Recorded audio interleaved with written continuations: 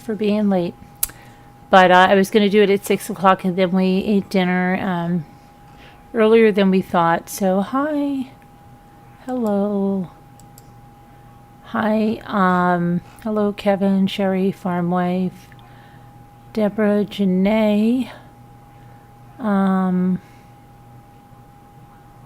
see. And I know everybody that's in the Slack. So anyway, what's that? Is that you or me? Okay.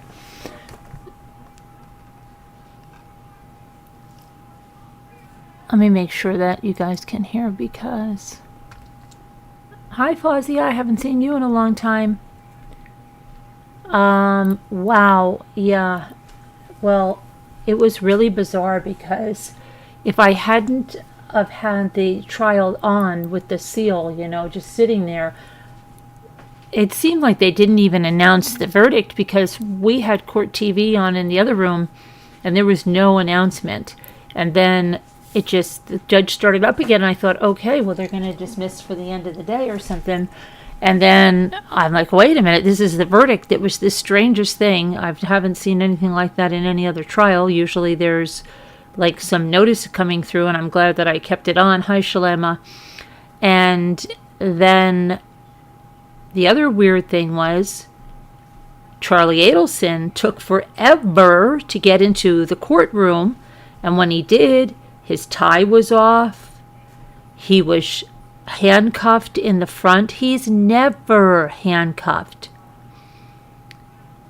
And I just thought, this is a bad sign. And I think he knew it too. Now, I know nobody's supposed to know the verdict or anything like that. But he had the handcuffs on, no tie. Either he was having like a panic attack back there, took off the tie because he couldn't breathe. I don't know, because he did not look good before during closing arguments. Hi, Christine. He was turning red in the forehead and in his cheeks. He kept blowing out like... He kept mouthing things to the jury. He looked like he was going to pass out. He looked like he was going to vomit if he's anything like his sister. All I could think of was Donna and Wendi during the closing arguments must have been freaking out. But when he didn't have one person in there to support him, not one. And I think the reason nobody was in there to support him is they did not want to be in that courtroom for fear that they'll just get the cuffs slapped on them. Wouldn't that be something if Donna was arrested tonight? And why wouldn't she be? If he's been convicted and they have all the wiretaps with her, come on. She's going to be the next one. Tock. They have to be packing like mad people, trying to get out of the country, doing something. Their time is just ticking away. And you think about it, that it's like during the closing arguments, she had Georgia Kappelman had on her red power suit. I knew when she came in with the red power suit. Well, she had the red power suit on. And, people were like, oh, she's monotone, this and that. No, she was very thorough going through their whole, oh my gosh, I can't find this thing, defense, their crazy defense, and saying some very, key things like, yeah, you're going to want to, hire somebody for a murder, or these Latin kings that hate you are going to go kill someone that you don't like in order to extort you, and then just hope that you don't go to the police. Hi, Moonchild Pink, right? Hope that you don't go to the police when they come and you find out that they killed your ex-brother-in-law. They're going to take that chance, and they're going to travel from Miami to Tallahassee, not once, but twice, and do all of this when they can easily, if money was their object, and they weren't hired by anybody to murder Dan Markel, why wouldn't they have just robbed you, Charlie? Right? She said, oh my gosh, and like this stapled money and this crazy way you have of hold on one second.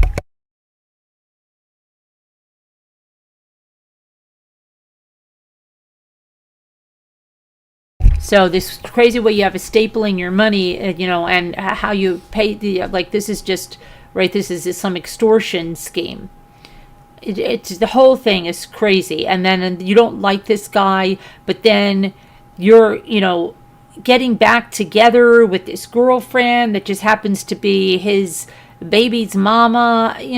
She really put, I don't know how Charlie's attorney, Rushbaum, wasn't like, wow, he was ridiculous. He tried to do his puzzle piece thing again, but it was just ridiculousness. And the thing that made sense was exactly what happened. There's too much that they have, and Donna is in this so freaking deep.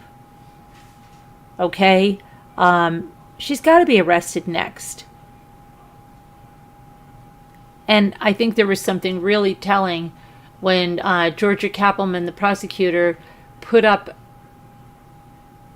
a graphic that had his sister Wendi, had the mother and the father, Harvey and Donna, it had Dan Markel, and it had the two hitmen, Luis Rivera, Sigfredo Garcia, and then Katie Magbanua. Charlie was in the middle, and he had bold red circle around him. And then the Adelson 3 had a lighter red circle around them. And Georgia said something like, oh, here you see all the people involved in this conspiracy. Not everyone's been charged yet. Something to that effect. I'm paraphrasing, but what it meant and what it said was that there was like the keyword yet. Not everyone's been charged yet. Something to that effect, which probably sent a chill down Donna and Wendy's spines. And the thing is, was any of this worth it? Even if they got away with it? Like, this is what I mean. You want to talk about intelligent people? Yeah, people think of crazy things. Oh, yeah, we could just get a hitman and take this guy out and not have any problems. But when more than one person, this is exactly like the Patrick Frazee thing. You would think you've got more than one person, they're going to say, oh, yeah, okay, come on, let's be, you can't do that. So what else can you do? Get a good lawyer, try to do this, try to research this. Not try to kill Dan Markel. Number one, that's your children's father, okay? But, of course, like Georgia was saying, it's arrogance. And there's arrogance. Charlie, his whole family, so arrogant. They're best. They're better off without him. He's a fanatic, okay? He's a fanatic. He wants to keep all the kids on a kosher diet. They're not allowed sushi. They're not allowed shellfish. This is ridiculous. They can't eat it at McDonald's. They can't have a cheeseburger. So this is what they're saying, and these kids are better off without him, and have convinced themselves, and it's just because he didn't stay at a law firm that Donna Adelson thought he should stay at, because it was a prestigious Washington, D.C. law firm, and that's where he should have stayed, not go be some professor. That's not what she wanted. She didn't want a professor. No, she wanted her daughter to be married to some very noteworthy attorney in a very upscale firm, and that's what she wanted.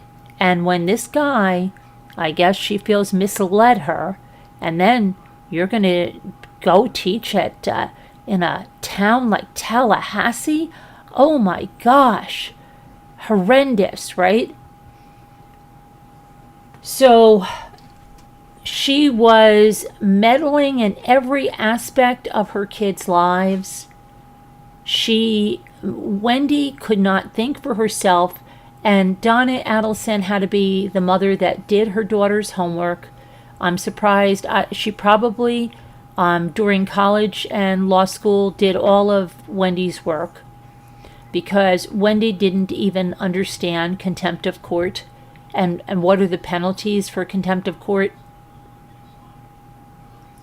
So Donna, matriarch, mastermind, she was the one that put this in motion. And people were saying, oh, poor Charlie, he was being a loyal son. I feel bad for him. Get out of here. He was 37 years old, okay? He didn't live in the mother's house. He's a big boy. Hi, Nanette. He could say, Mom, that's funny. Yeah, we could hire a hitman. That would be funny. But would we want to live like that for the rest of our lives, looking over our shoulder? Right? So that's what I want to say. It's just such a... that you've got more than 3 people involved in something like this, and they don't say, you know what, I don't think we should do this. I don't think so. Especially when you have somebody like Wendi vomiting at a table after this is done. And so she's got a nervous stomach. The mother's got all kinds of stomach issues with this, right? Why are you putting yourself in that position? And anybody that's feeling sorry for him, let me tell you, this family had everything, okay? But when he said, my mother doesn't like my brother Robert, instead of the mother trying to rectify and learn from a situation with her older son, who she's estranged from because she tried to tell him who to marry, and that son was under her spell too, because he actually broke up with the woman he wanted to marry and married the Jewish girl that his mother wanted him to. Marriage was short-lived, and he went back and married his Indian American physician spouse that he wanted to. And oh no, I haven't. I'll have to look that up, Esther. And so then he married the woman he wanted, and he's estranged. And when they said, who's your mom's favorite, Charlie, he said, I'd like to think that we're both up there or something. I know my mother doesn't like my brother Robert. What? God, she must be real proud, right? A mother, and your son says, I know my mother doesn't like my brother Robert. It's like, first of all, it puts him to the level of being like 5 years old, vying for his mother's attention.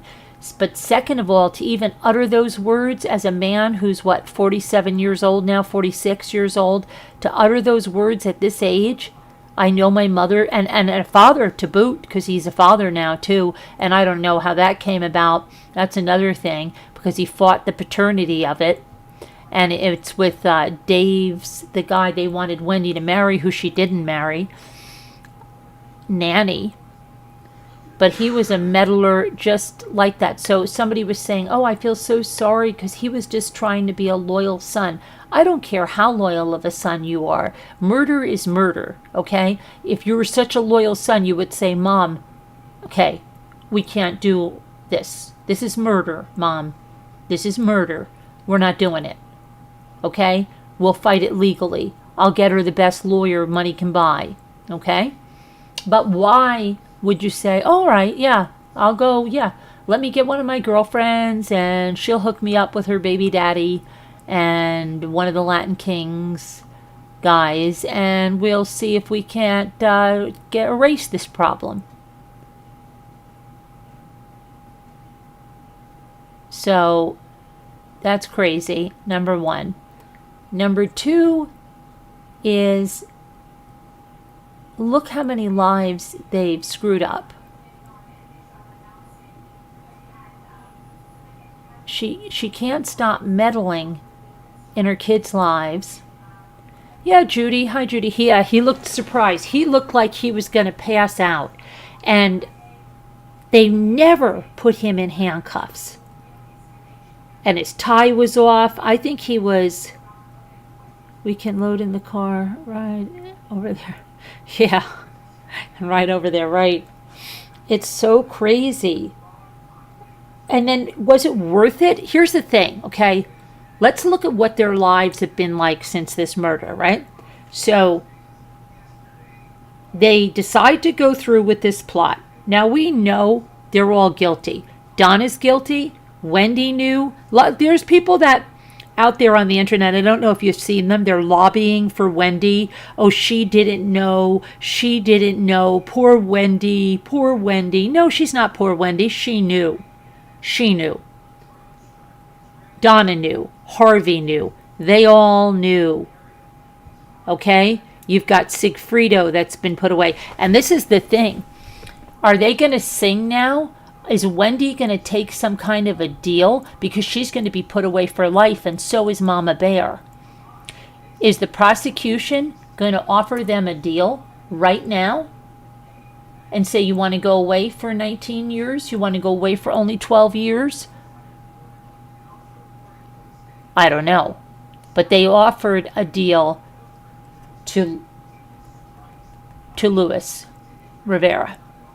And I said, when Luis Rivera was up there, I said, isn't this going to be weird? The guy that was actually with the hitman, who was supposed to be the one that pulled the trigger, is going to get out of prison. But Charlie's going to go away for life. It is, oh yeah, it was Harvey's birthday gift. Yeah, because we're supposed to believe, Shanna, that it was a paella that Charlie was working on. You know, because it's hard. It's hard to cater a dinner. Yeah, and he did have to work on that. So, thanks, Nanette. So what happens is, okay, you get these people, they're entitled and they're arrogant, and that's exactly what the prosecutor said. She said, you forgot they're arrogant, and their arrogance, and Charlie's arrogance. That's why it doesn't make sense if you say it the other way, because he's so arrogant, he's going to get away with this because he doesn't get caught. Okay?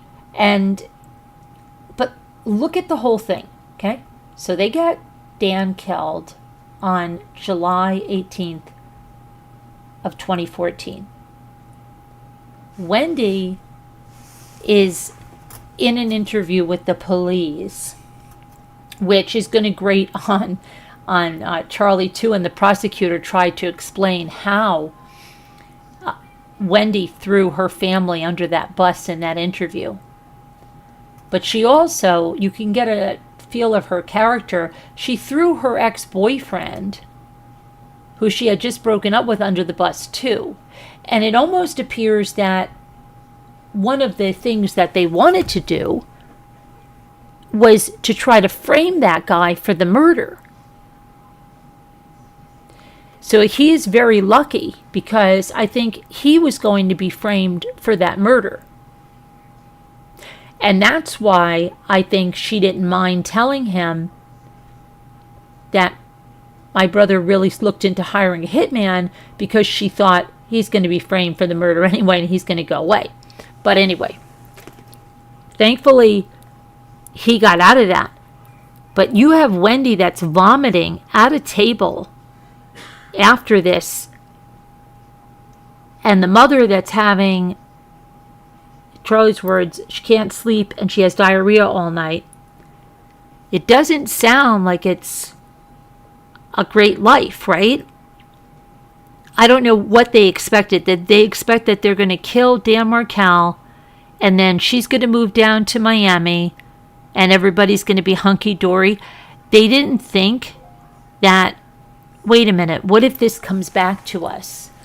Why are we going to be looking over our shoulder for the rest of our life?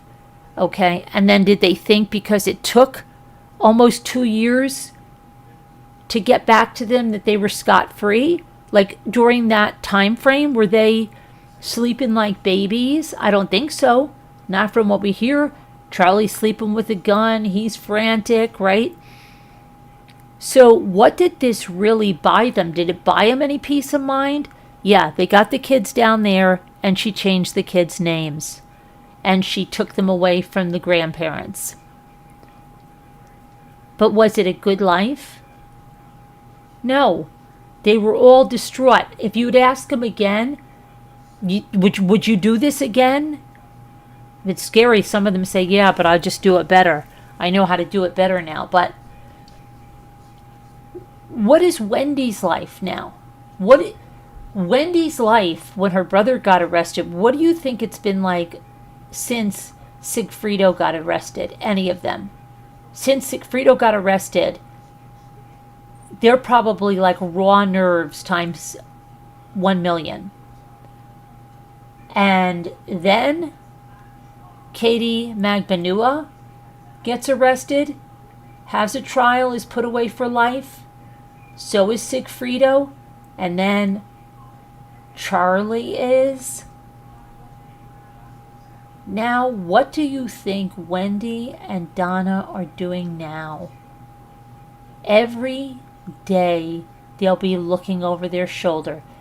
Every minute she'll wonder, is it her last before she's arrested? How many baths will she take? How many showers will she take in her own bathroom before she's arrested? Because it's just a matter of time. Was it worth it? Is that existence worth it? What kind of mother is she to her sons? Nothing but a raw nerve. Okay? All because they wanted to murder her children's father. People go through contentious divorces every day of the week. And they get through them. Some of them get through them and they end up forging great relationships for the sake of their children. But others like these arrogant people decide they don't want to do that.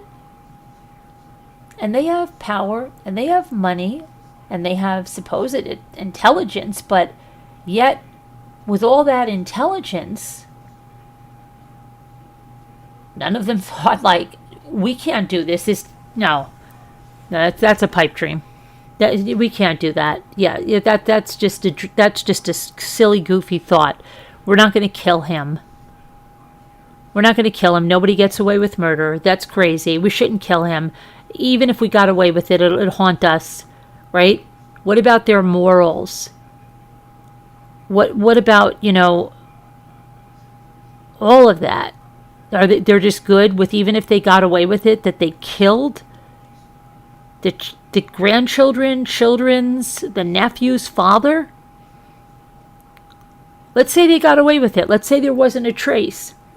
They have to live with that. Are they able to? They must be complete sociopaths then and have no conscience. All of them.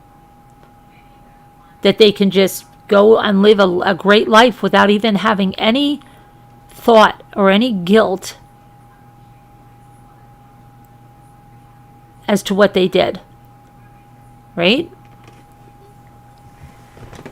So, so what are they doing now? Well, if you were Donna and Wendi, you got to try to take off for Mexico, take off somewhere, try to change your appearance. It's going to be hard. The DNA is still the DNA, no matter what you look like.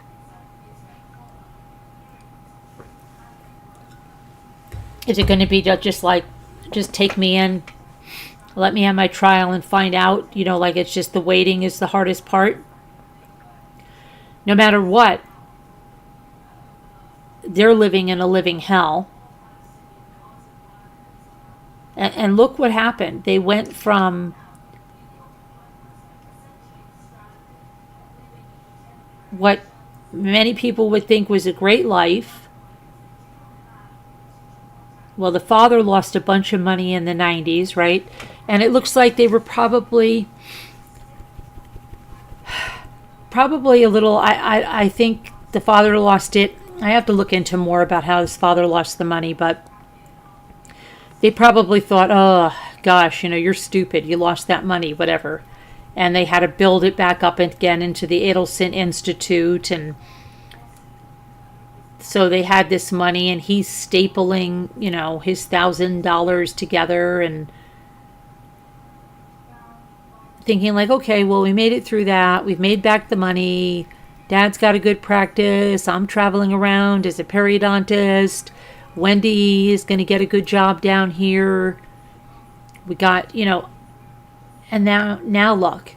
And the thing is, now look at those boys, right? So no matter what, and Donna was all about appearances. That's the real kicker. Donna was completely about appearances. She did not want Wendi to be married to a professor. She wanted her married. She was watching that J-date, and he was supposed to be with a prestigious Washington, D.C. law firm. Well, now Dan Markel is dead. But now her sunshines, which she calls her grandchildren, her sunshines have an uncle in prison for the rest of his life for murder. And they have a mother and a grandmother and a grandfather who are all in on that. So all the prestige and all of that is all down the drain. And beyond that, those little boys now have to deal with the aftermath that their maternal grandmother, uncle, grandfather, and their own mother took their father out of their lives. So that's unbelievable trauma that they put on those boys. And then just this psychological aspect that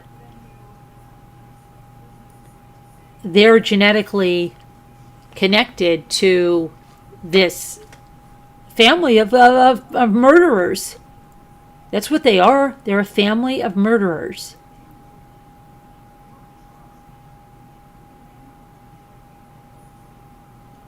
And the greatest thing would be for Donna to be arrested tonight. And I don't see why Donna wouldn't be arrested tonight. They've convicted him, and he's been convicted on those wiretaps with his mother. I have no doubt Georgia is gunning for Donna and Wendi. She said so much in court today.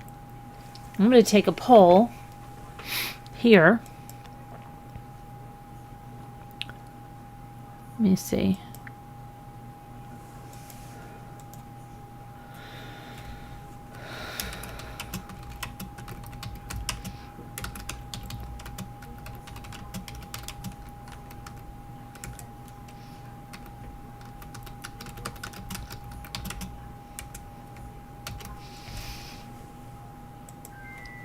Okay, see that. So let's see here. So after the Florida jurors heard the testimony from Charlie Adelson himself claiming that he was innocent, remember they said, "Are you nervous?" And he's, "Yes, very. How come?" "Because my whole life depends on this." The jury decided he was guilty on all charges in the death of his former brother-in-law. He's 47 years old, and he was charged as the mastermind behind the murder for hire of Dan Markel. Now, they asked the family if they were ready to make their victims' impact statements, but they weren't ready, but they asked the judge that they be allowed to do that by Zoom.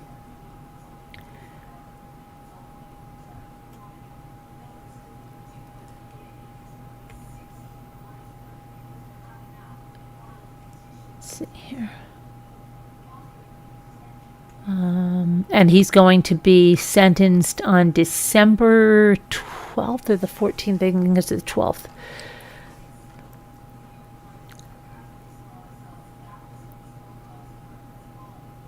Prosecutors told the jurors that Markel was adamantly opposed to his children being moved to Miami. Though his and Wendy's divorce was finalized a year before the murder, highly emotional charged litigation continued on in the courts.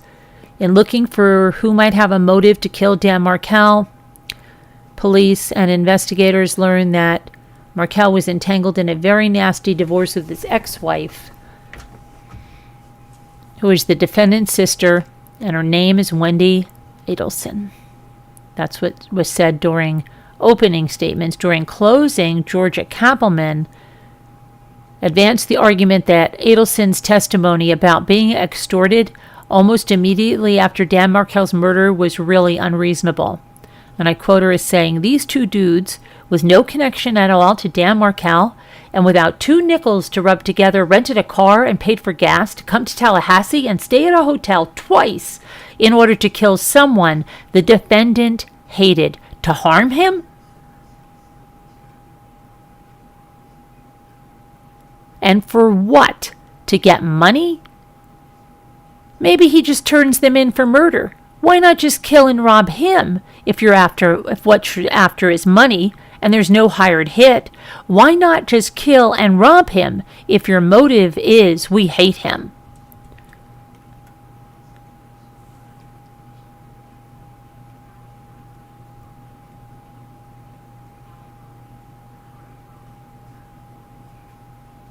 Let's see.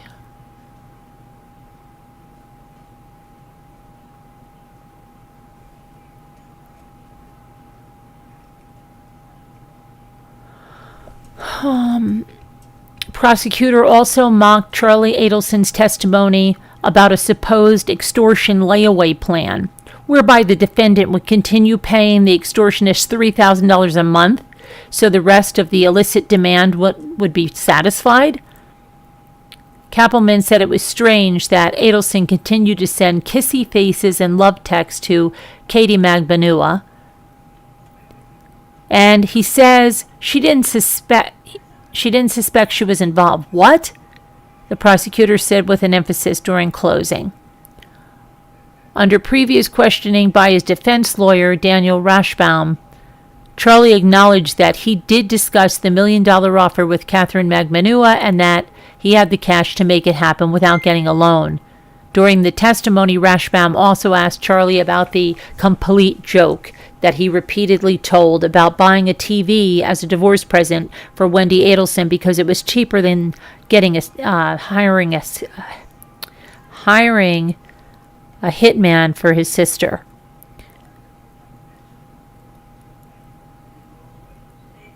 Adelson testified that the joke was the stupidest thing he's ever said in his life. And I quote him as saying, "When I gave her the TV set as a divorce present, stupidest thing I ever said in my life, and I said I was going to get you a hitman, but the TV set was a lot cheaper, so I went with the TV set instead. I said it as a complete joke, and it was stupid, but I do that a lot." He said that he told the joke to Magbanua and others, even people he hardly knew.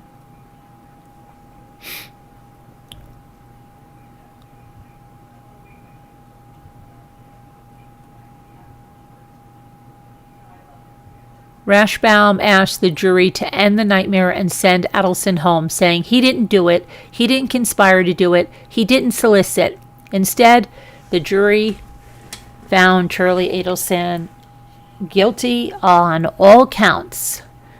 And I did say that yesterday. I said they would have a verdict today and he'd be guilty on all counts. I said I was 90% sure it would come in today, and it did. It did. But let's see here. Let's see what's going on with Donna. I wonder what Donna's doing. I wonder if she has any reaction to the verdict. Do you think she has any reaction? Let's see if there's any reactions to this. I doubt it, right? Doubt there would be any reaction.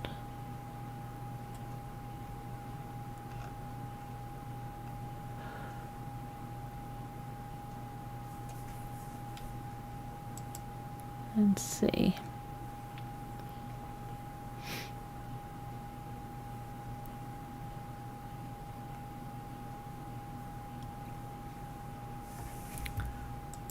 Let's see who has a reaction. The prosecutors have it. Let's see.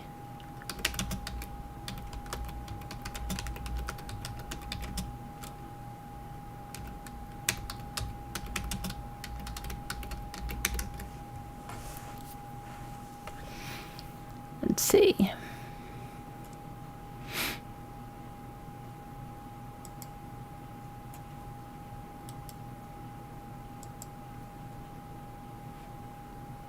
So,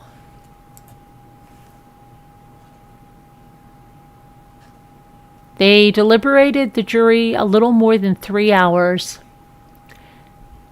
And then they unanimously, and they were all polled, found Charlie Adelson, who looked to be crying when he entered the courtroom to hear the verdict, ducked his head and appeared to mouth the word no as he heard the jury's decision. He was found guilty on all counts, and those are first-degree murder, solicitation to commit murder, and conspiracy to commit murder.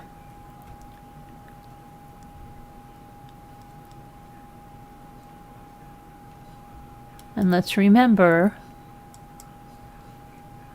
who the victim is. Dan Markel, who just wanted to be an involved father in his kids' lives, who didn't want his kids to live in Miami when he lived in Tallahassee, who was providing a good life for his kids, who wanted to be involved in their lives. And we had he even wanted to make it work with Wendi, and for the sake of his kids. But a very arrogant, entitled family decided, no, that they don't want that. You didn't follow the path you should have been. You should have stayed in the D.C. law firm. And now, he had it coming to him, is what they thought. He was getting in the way of what they wanted. And they had the means, they had the money and the means to make him disappear. And they were going to get away with it. But they didn't.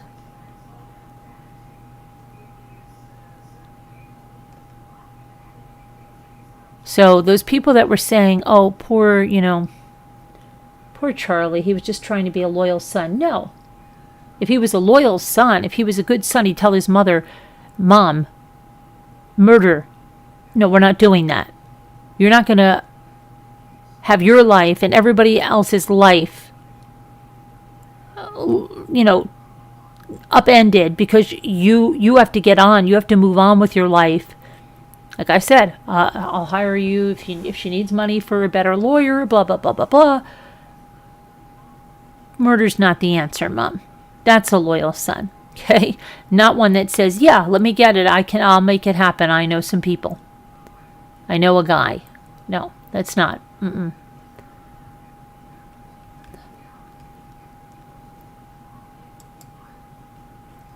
And the prosecutor did address, that the Luis Rivera and Katie Magbanua and their, testimony. But she said, it's their testimony, but given the other pieces and that it fits.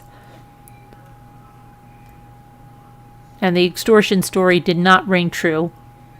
It didn't make sense that they would go after a guy like Dan Markel in order to extort Charlie when they could have just robbed him.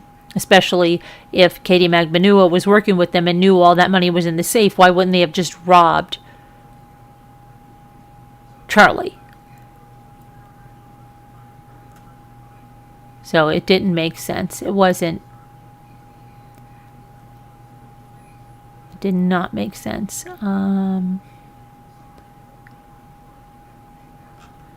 So let's see if Georgia Kappelman, did she have a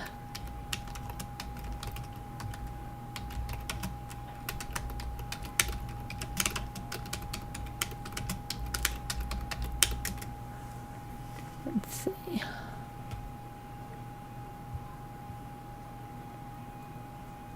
Let's see what she reacted to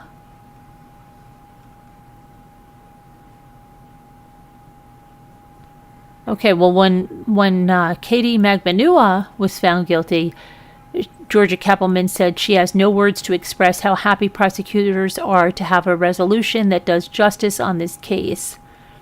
And that was May 27th of 2022. That was a month after Charlie Adelson was arrested.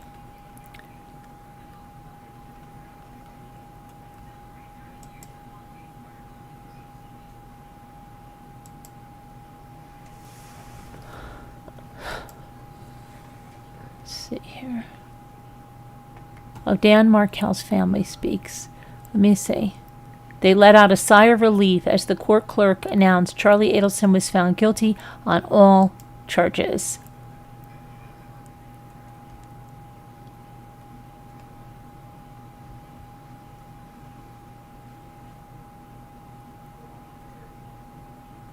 Let me see. Now his parents, Dan's parents are not. They're not married anymore, right? But they're still. They get along well. They don't plot one another's murder like the Adelsons do. Yes, let me get her reaction. Hang on. So we're going to look for.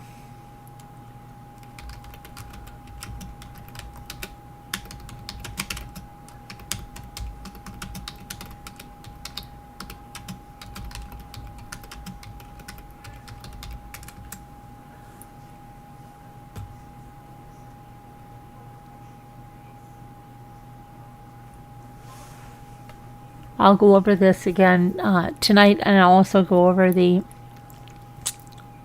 trial of KaitlinArmstrong, but because I'm sure there's going to be more that's coming out. But hang on one second.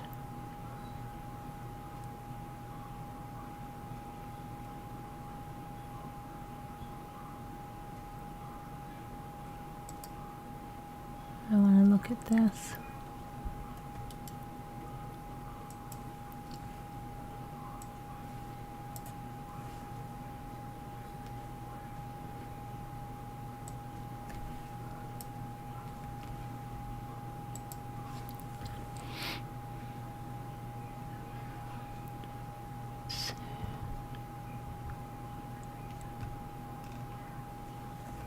We don't have.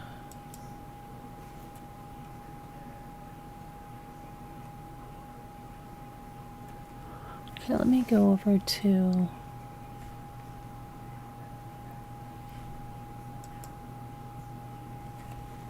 Right over here.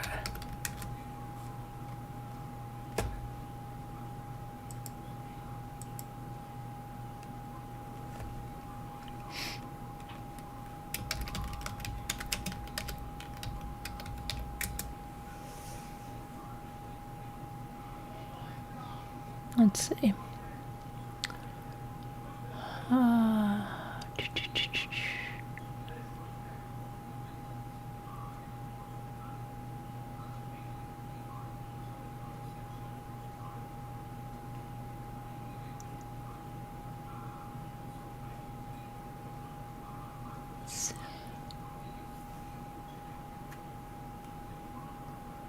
Charlie Adelson, yeah, Aries, guilty.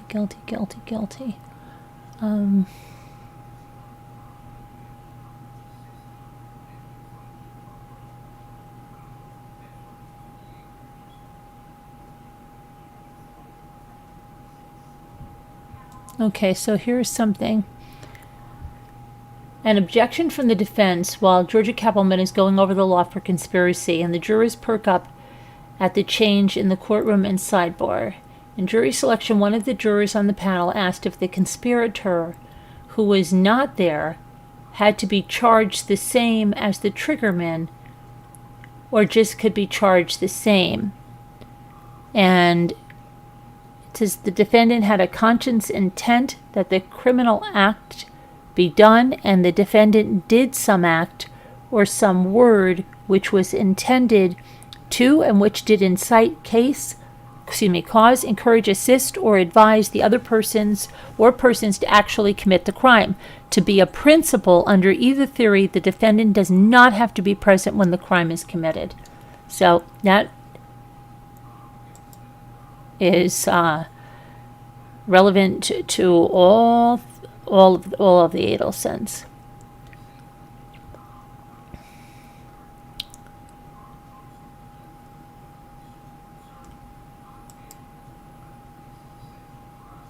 Allegedly, someone brought baked goods to the courthouse for jurors.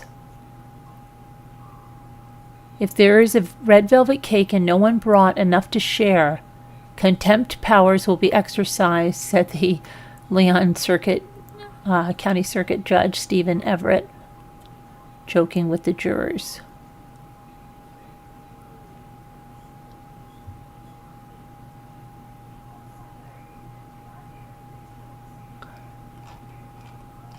And let's see if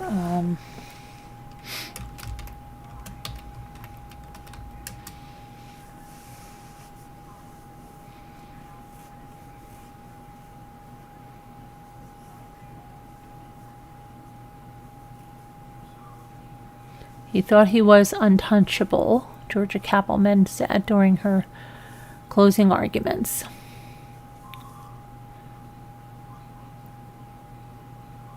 Charlie looked like he was crying, very pale, prior to the reading of the verdict, right after he was brought into the courtroom, which took a while for him to be brought into the courtroom. It was ridiculous.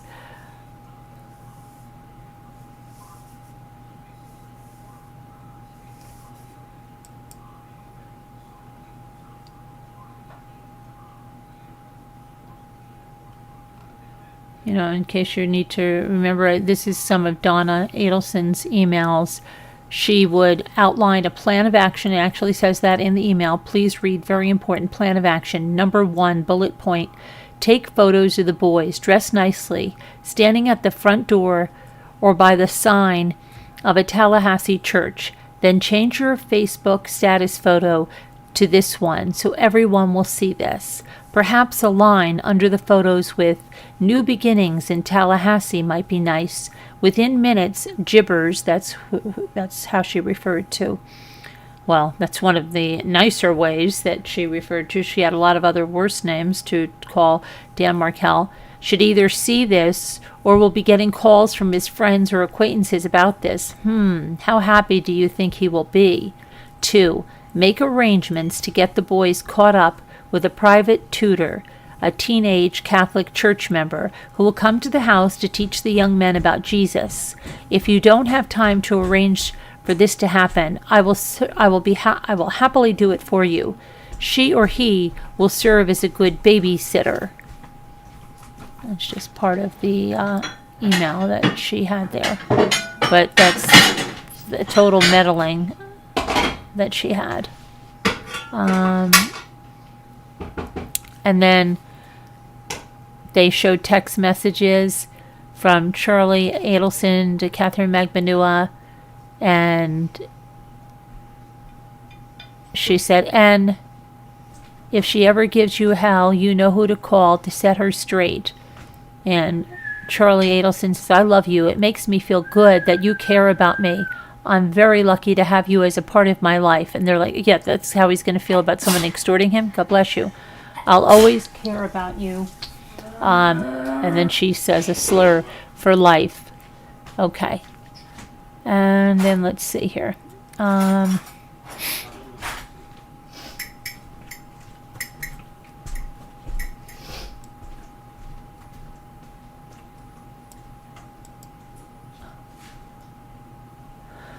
This is the photo that I was talking about before. Hold on a minute. Let me get this out there because we're there. She had them in light red. Hang on. Let me just go over here.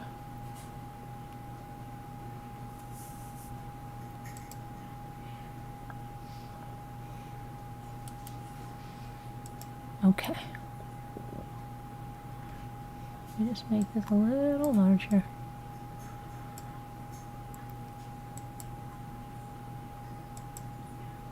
You might not be able to see this all the way.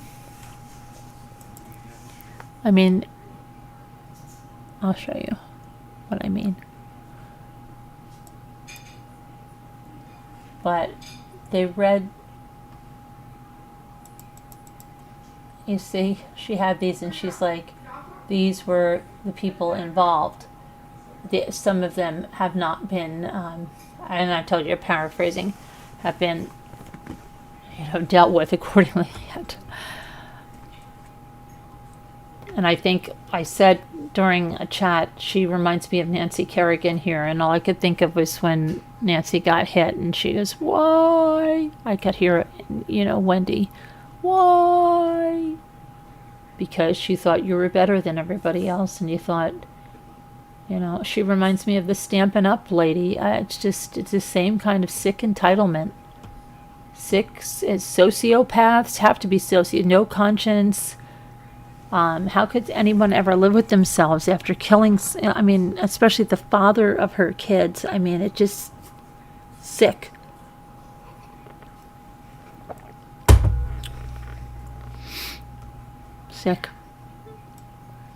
Sick stuff. Okay, let's see. The prosecutor said the Adelson family was all about psychological warfare, and when all else failed, they were willing to go all in to win.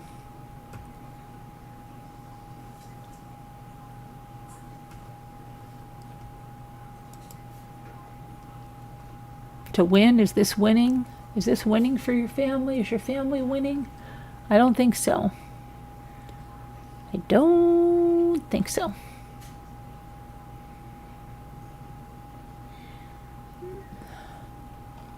Don't think this is winning. Not at all.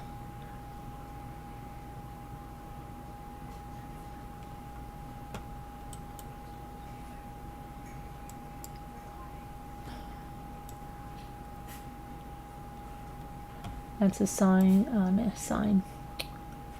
a still shot from court today. And there's Dan's parents, and that's when she was asking if they were going to be doing victims' impact statements.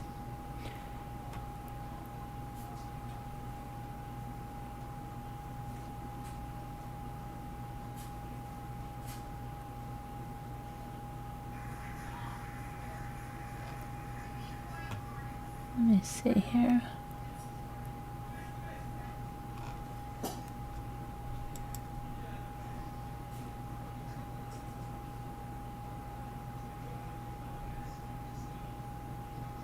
Run, Wendy, run. There's a lot of memes out there. Run, Wendy, run.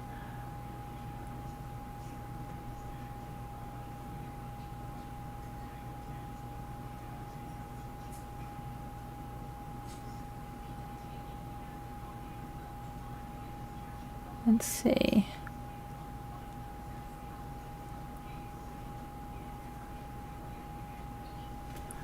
Tell me they get Wendy after Donna. Okay. Sorry, Charlie. Murder is wrong. Goodbye, Charlie. Right? And then it's the oh, Donna. Oh, Donna.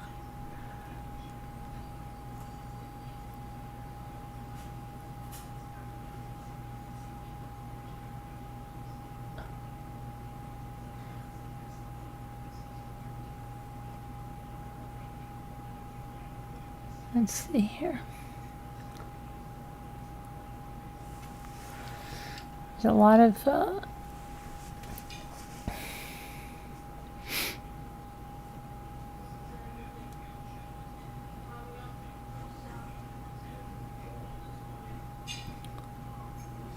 I'm just trying to see if there's anything about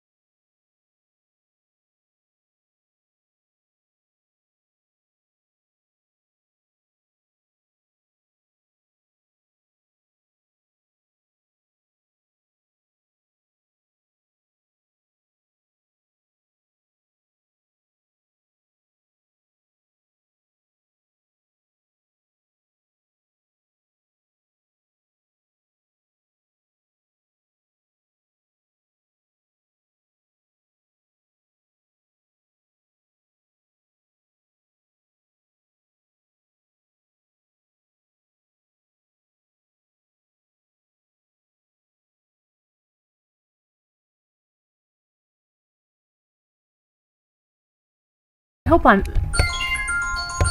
Oh, shoot. Sorry for being late. Oh, wait a second. What? I've been on mute. How?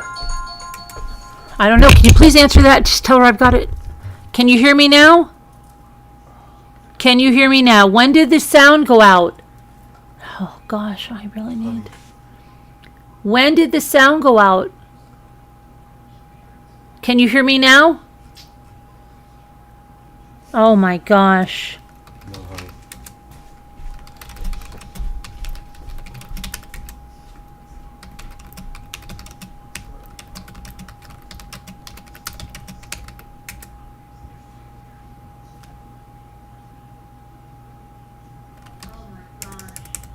They can hear now, right? I hear it now. Oh, how long has the sound been out?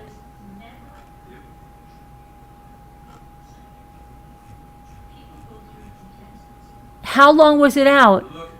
5 or 10 minutes, maybe longer. Oh boy.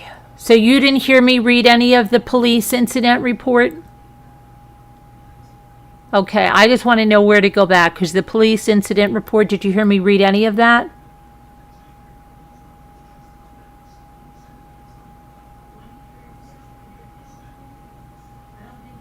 All right, let me go back and see the last thing.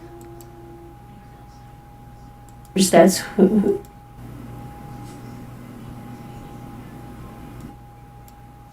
Oh my gosh. Only 10 minutes?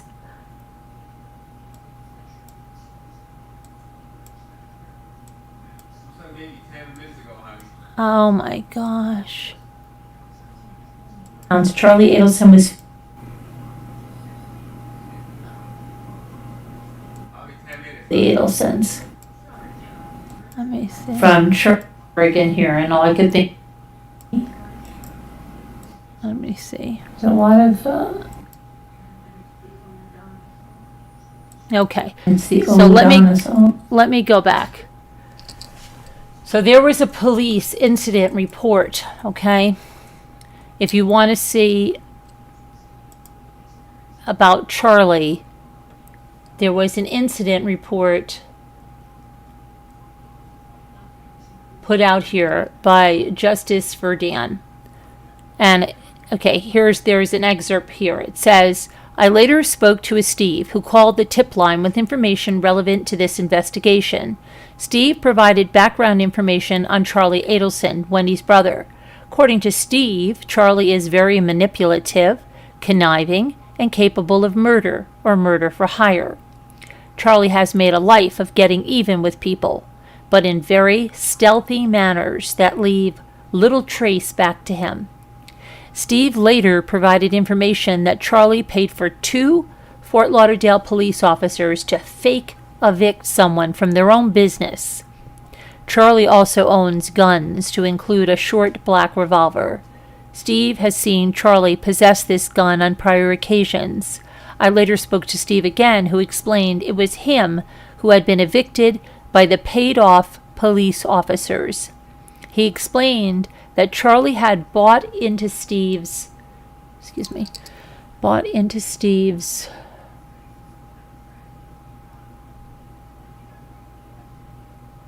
business, which was a deli restaurant, and that they were business partners. At one point, the idea for a second restaurant came about, and they opened it up. At some point, after Charlie came to Steve and asked him to sign some paperwork, Steve agreed, but stated after he read it first, Charlie became defensive about this and argued with Steve about trust.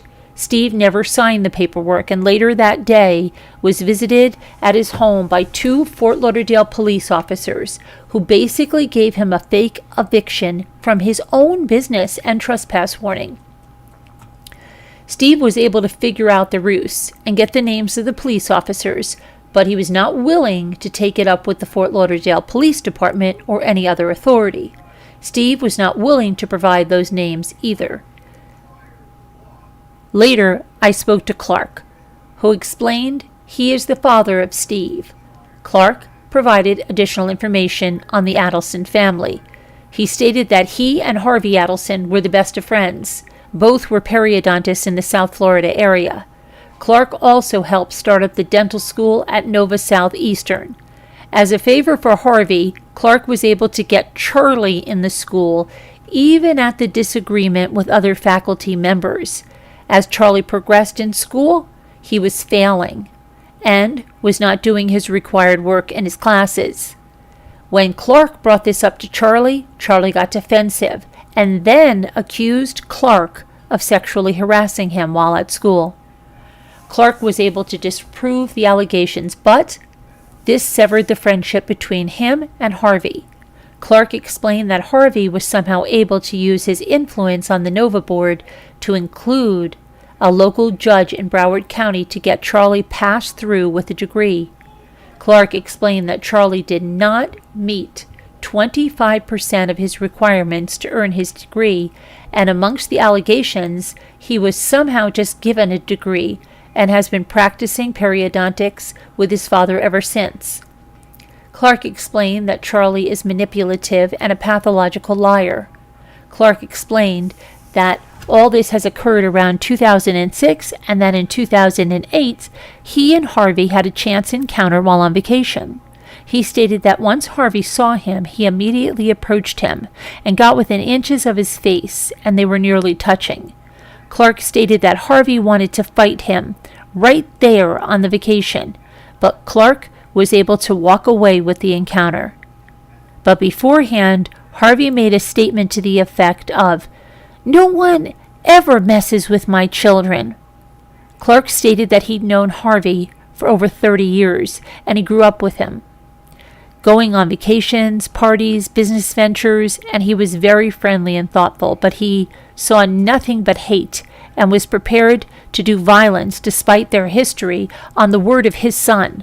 Clark also stated that he was aware that Charlie kept cash in shoeboxes in his house, and that he makes shady deals with dentists in the area and pockets the money so he doesn't have to report it to the IRS. The Greenberg said the victim confided in them that Wendi had perjured herself during the divorce proceedings. They said the victim told them Wendi did not disclose certain financial records under oath. The victim said he was going to file sanctions against Wendi and her lawyer. The Greenberg said if Wendi was found guilty, she had the potential to be disbarred. The Greenberg said that it was their understanding Wendi's lawyer also had the potential of getting in trouble with her profession over the sanctions being filed and quit as Wendi's attorney. Alex also advised Amy, told him that the victim had either filed the sanctions or was supposed to have filed the sanctions on Thursday, the day before he was killed. I spoke to one of the victim's close friends by phone, Joshua Berman, which first met the victim when they attended law school together. Berman currently lives in New York and advised he last saw the victim earlier in the month, 7/10/2014. That was 8 days before the murder, when the victim was in New York visiting his girlfriend, Amy. During the conversation, Berman stressed the fact that the victim did not get along with Wendi's parents and felt that they were instigators in their divorce. Berman also advised that the victim, and of course the victim being Dan Markel, had confided to him that Wendi had transferred or hid money in different accounts prior to their divorce and failed to disclose her accurate financial records to the courts. Berman said he knew the victim was about to file sanctions against Wendi over those issues, and they could have adverse effects on her job and or get her disbarred if she was found to have lied during their divorce proceedings. So that was interesting stuff. And that's what I was reading to you guys when I got the call that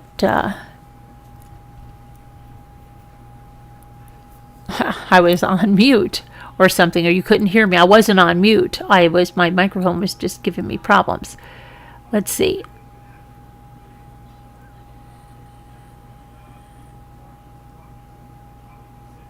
trying to find something else here. There's a lot of memes out here for Charlie. But they literally should be getting order to transport. That was Frito. Hold on 1 second. Let's see. Appears to people named Donna. Justice appear. Yes, applies to people named.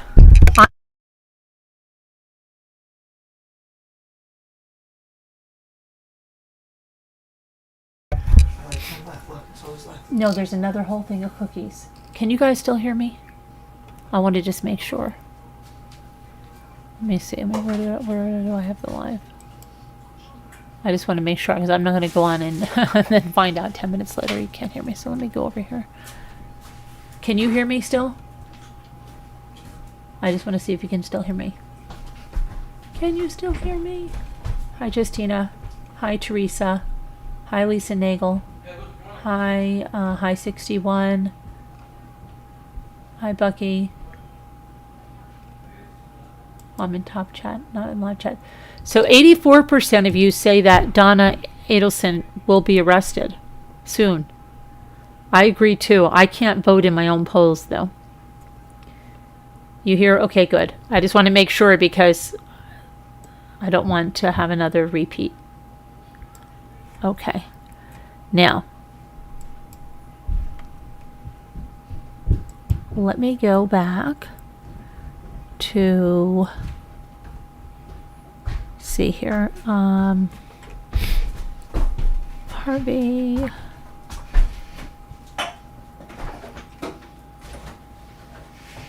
Tortugas. Charlie is trying to get his house rented or sold, lease term, life plus 60. Revisions offered to the agent. The Adelson family friend Clint Stevenson could afford the fee, but best uncle ever had already given her all she wants. What? What is this about? I guess this is Charlie Adelson is trying to get his house rented or sold. Oh, I guess so. Charlie's house could be rented for $9,500 a month for life plus 60 years. Beautifully all remodeled, furnished waterfront with 93-foot dock included. And I heard he rents out his dock.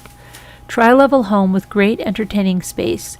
3 bedrooms, split floor plan. Master bedroom facing the water. Upgraded kitchen and bathrooms. Marble floor throughout. Pool and barbecue area. 2-car garage. Impact windows. Central AC. This is centrally, ideally located to all major highways. Minutes to the Hard Rock. Shopping in restaurants nearby. Short drive to Las Olas and the beaches. Flexible lease terms. Dock is included in the price. No fixed bridges. Can sublet.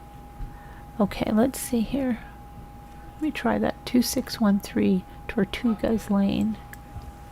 2613.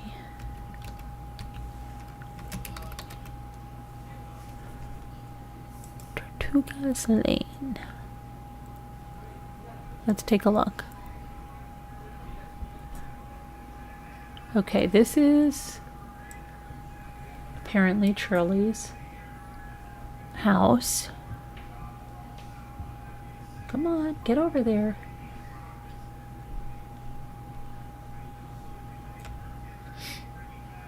Oh my gosh, please.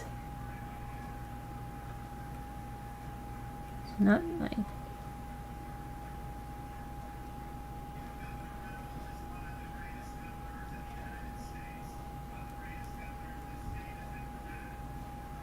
Okay, so this is his dock area.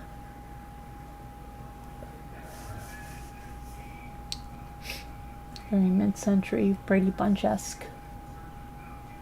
And could surely use a power washing.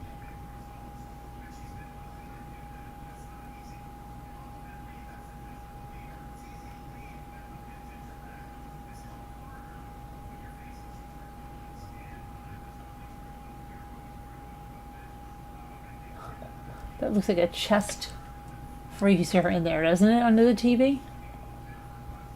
It's kind of ridiculous. Wow, this is, what does it get this from his parents? That looks like his parents' error. Here, Charlie, you can take our bedroom set. I hope it brings you the same joy it brought to us for years. Wow.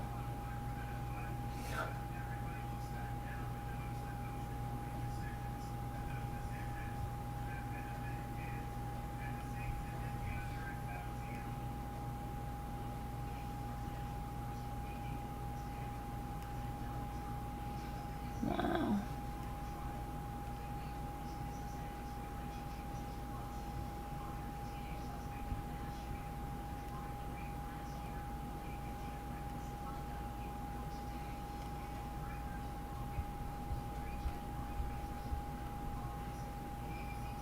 No, that's not so impressive. It's all that. Okay, I thought that was the house. Okay. And so that is, see, what does it say about this? Oh, look, it's for rent, guys. They've brought it down to, it was $9,500 a month. Now it's $6,500. It might, could rent that. Maybe we could go on a Rambler trip. Really. Ultimate ocean access with no fixed bridges. Resort style living with exquisite. Boater's dream residence. Subletting the dock is not permitted. Step inside and be greeted by the stunning elegance of high-end marble flooring extended throughout the property. The upgraded kitchen is perfect for memorable dining experiences. Immerse yourself in a tropical oasis that surrounds the resort-style pool dockage, where a 72 by 15-foot yacht can be accommodated. Additional bonus features include a new roof, new AC, impact glass, remote-controlled patio awning, and web camera alarm system offer peace of mind. Around the corner to the Seminole Hard Rock Hotel and Casino, and a 10-minute ride to the airport and beaches. Wow. You want to rent that for $6,500 a month? Yeah? I don't think so. Sorry, Charlie.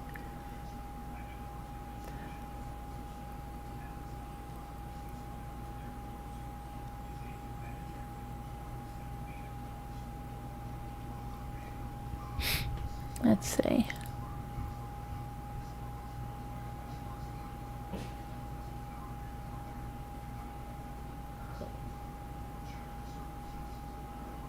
What is this about? Katie Magbanua. Okay. I'm trying to see what. Let me just go over here. If there's any more of that.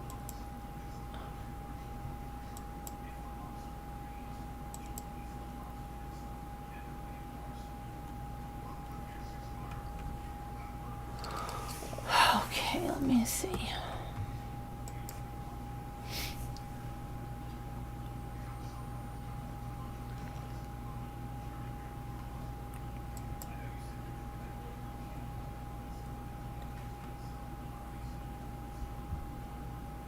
We're not finished yet. Yeah. KaitlinArmstrong is trending too. Over here, let me see something. I just heard something.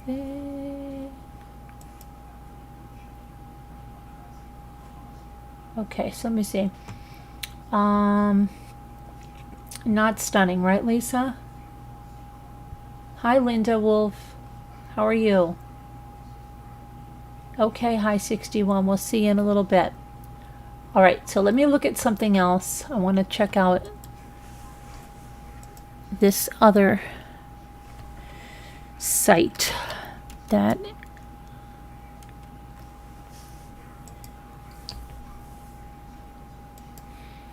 okay.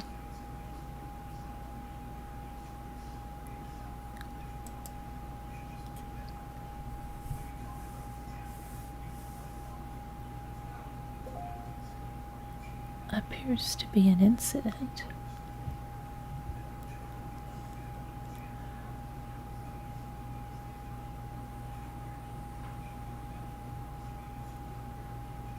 I sure hope Donna and Wendi are next. Thank you, state prosecutors, for 10 years of beautiful work for the Markel family. Wonder how long it will be to take the rest of them down. Honestly, I think Harvey won't be charged. There's really nothing showing he was involved. I don't think he will either, but hopefully Donna and Wendi will. So here's what somebody said. Donna, 100%. Harvey, 50-50. Wendi, 25%. Oh, no. They will flee if given the chance. Somebody said they're probably packing up now. They would never make it out by plane. The suspense of Donna's arrest is breathtaking. They are being flagged for sure. Let's see. Donna and Wendi and then Daddy are next. Somebody said there's no justice until the last Adelson is in prison, especially Wendy's mom. You know, she's the kingpin. My daughter just happens to have a mother-in-law just like Donna, and believe it or not, she lives in Coral Springs. Okay.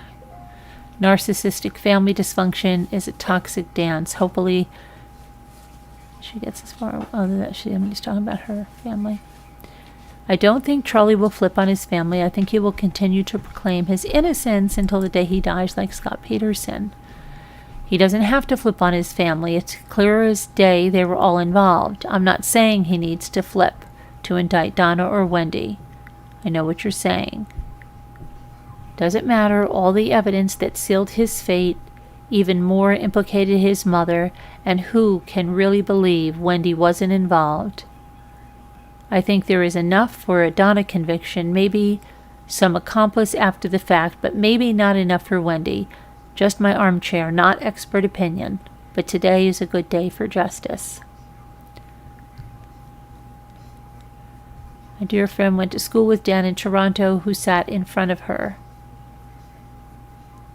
She said Dan was nice, nerdy in a cool way, smart guy.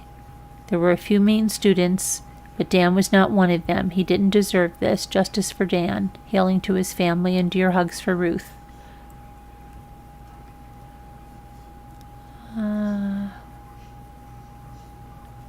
This jury got it right. There are never that many perfect coincidences. This family is very dysfunctional and thinks the world revolves around them and their needs. It's disturbing.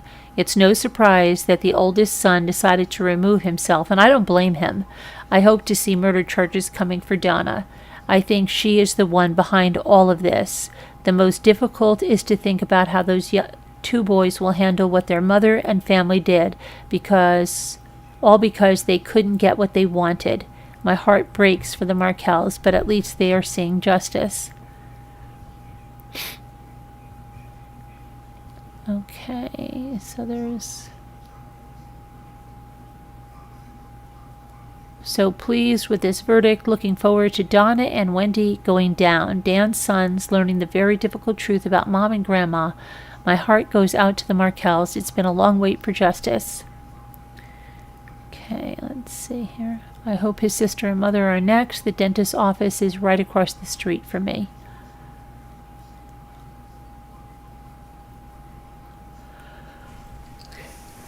A lot of people saying the same kind of thing. Let me see.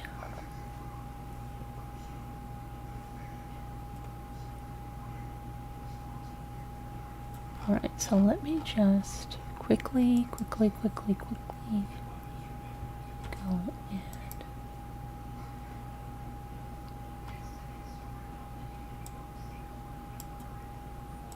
Okay.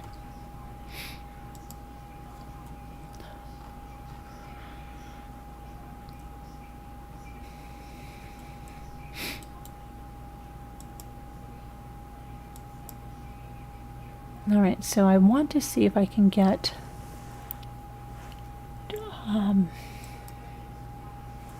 Ruth Markel's reaction.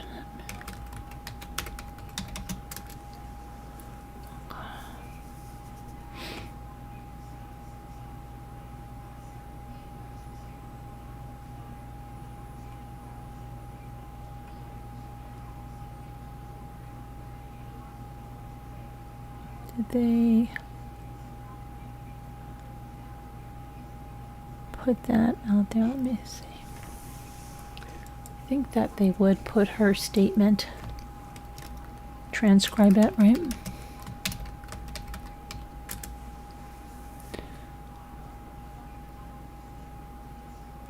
Oh, here we go. Ruth, Phil, and Shelley Markel held hands while the verdict was read.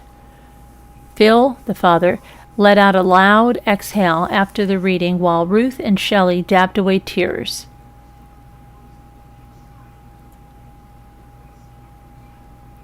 Charlie, on the other hand, was hunched over the defense table.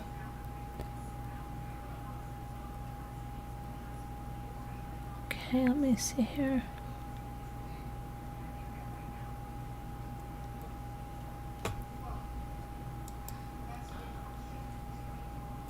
Let's see over here what this says.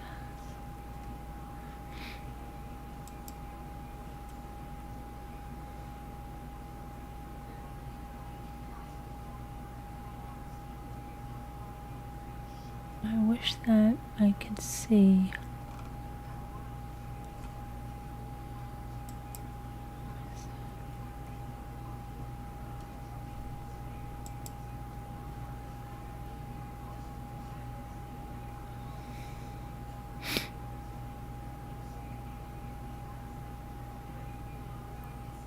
Let's see.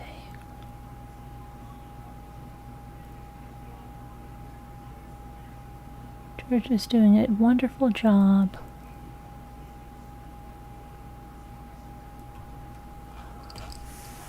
Okay, so let me just see one thing if I can find about Ruth. So again, if anybody wants to rent Charlie's house, it's $6,500. $6,500.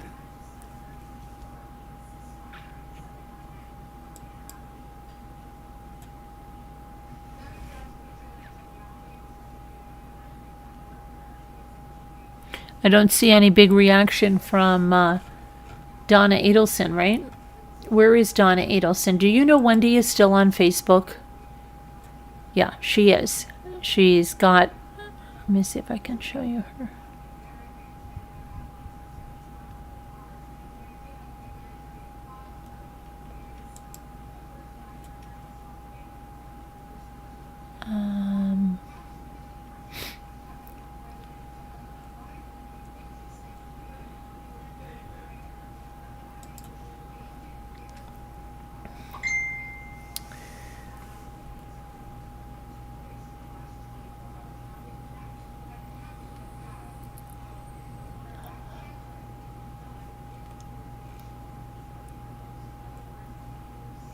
Here, I just want to go over here for a second.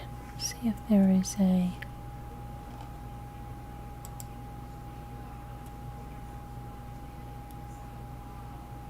I'm so surprised that there's not more coverage of...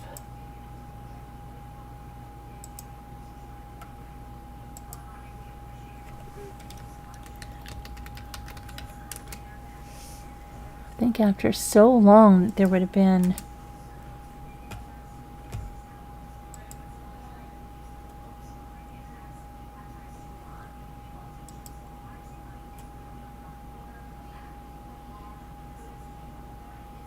like, I mean, there's like major people that have been following this case for a long time, like people in Florida, and they don't even have the guilty verdict yet even on their site. Just shocked.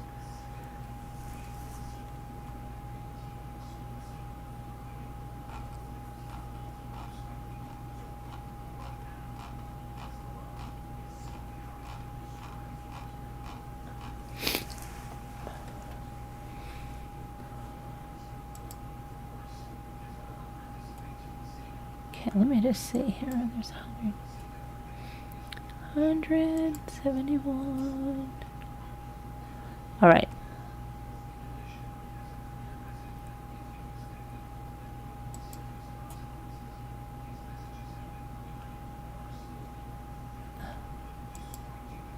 This jury got it 100% right. There never that many. We got that. Oh, we already went through that. Can't wait for Donna's trial. You can still be wealthy, smart, successful murderer. Georgia Kappelman.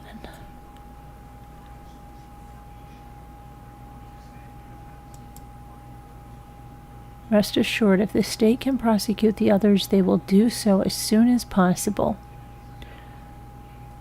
The mother and daughter are hopefully next.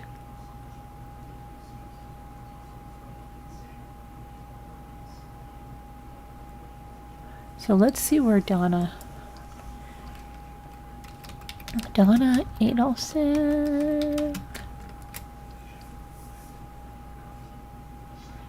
Is that Donna? No. Donna. What is this from?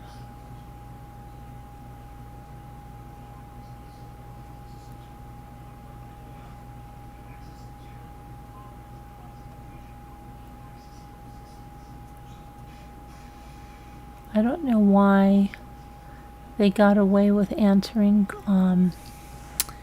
the questions that they had to answer. The mother signed checks that were part of the payoff. Donna was the instigator of this crime. Prosecute her. Absolutely.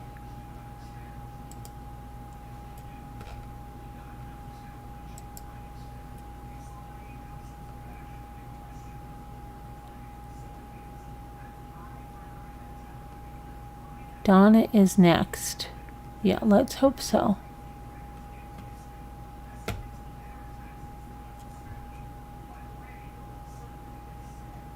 Okay, so let's see what else here is.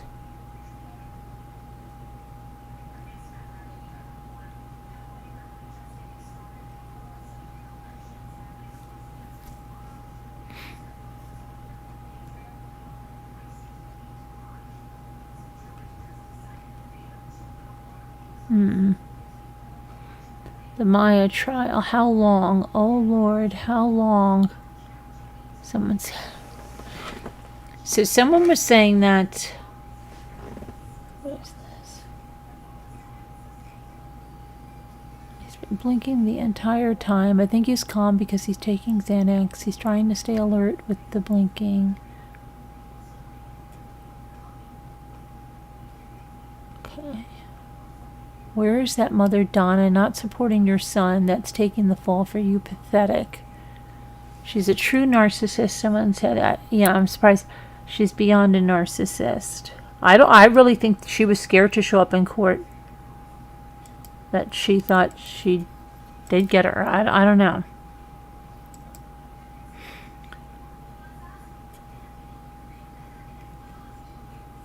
Let's see.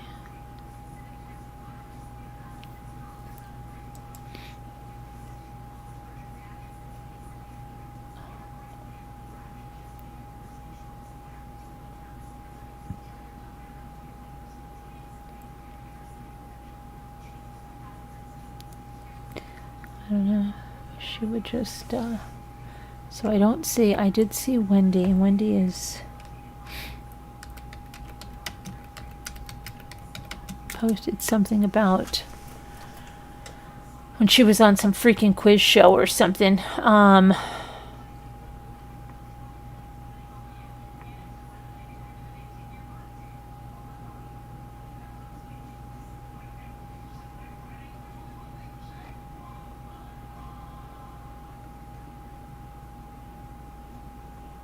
Petition to show cause. The subpoenas were emailed to Harvey and Donna in care of their attorney. See, that was when they were going opposed. So yeah, I mean,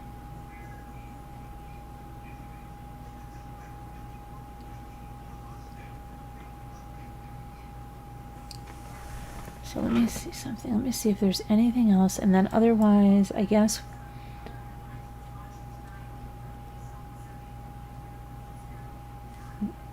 more will come out later, and we'll go over it when we go over Kaitlin Armstrong, because we are going to go over Kaitlin Armstrong.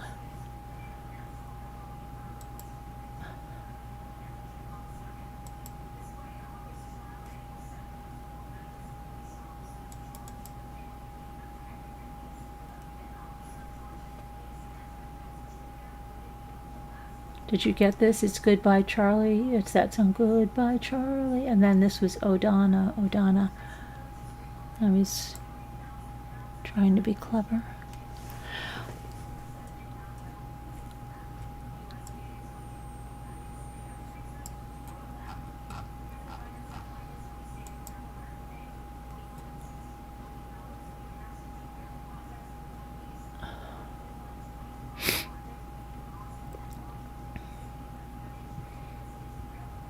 I'm surprised. I wonder if Ruth Markel has a Facebook page. Let me see if she's posted anything. I tried Twitter, but I didn't see a official statement from her. I wonder if they're going to be able to see the kids before they go back.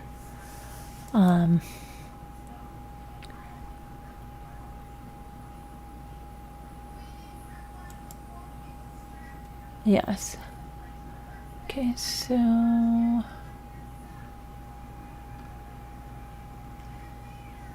I see a Facebook page for her, but it doesn't look like. Looks like July 3rd.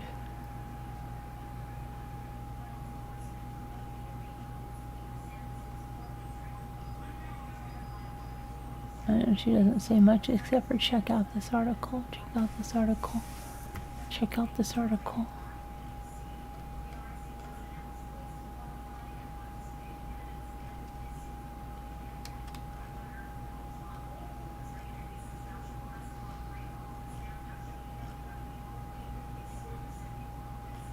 Let me see.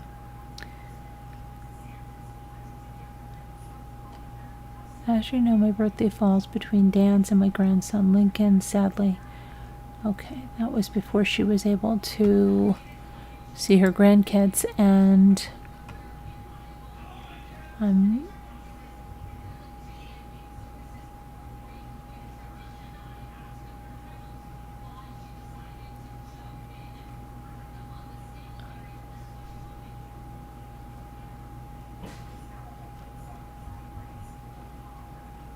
see.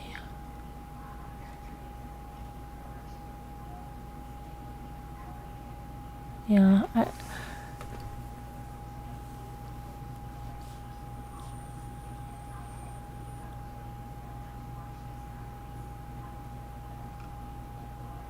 okay. I'm going to try once more on to see if I can get.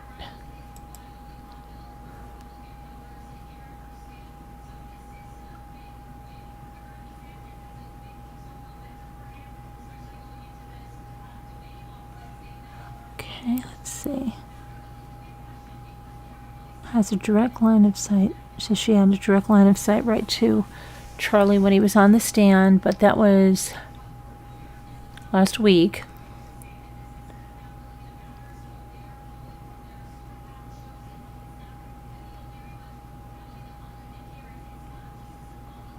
Just not a lot that I thought there would be more.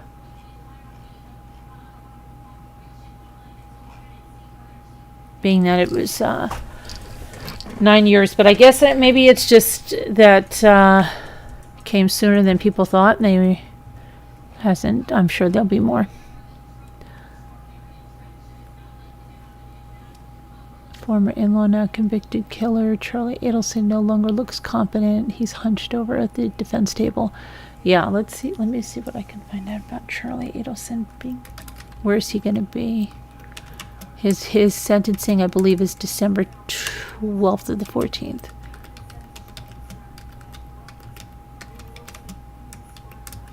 Let's see.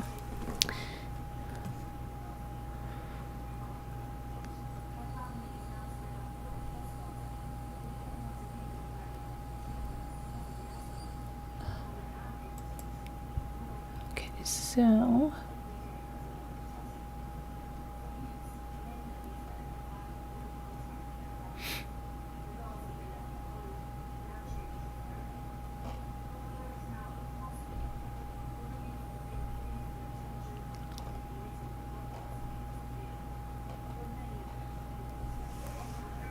Let me check out something else right here.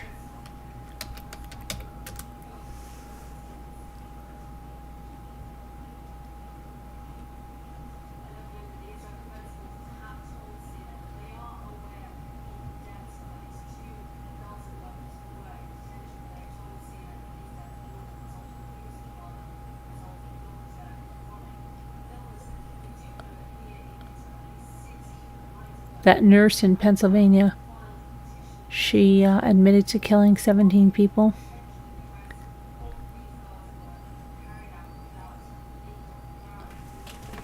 Yes, she did. She did. Okay, so anyway, I was trying to get to this. I thought there really would have a heck of a lot more on where he's been taken, and maybe people just had enough of this. I don't know.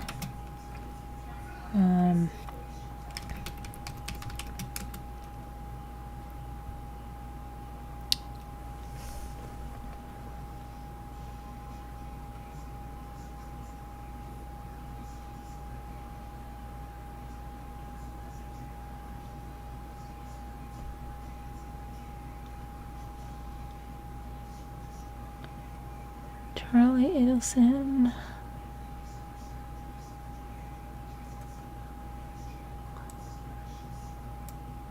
Let's see what this is. It's not guilty written plea.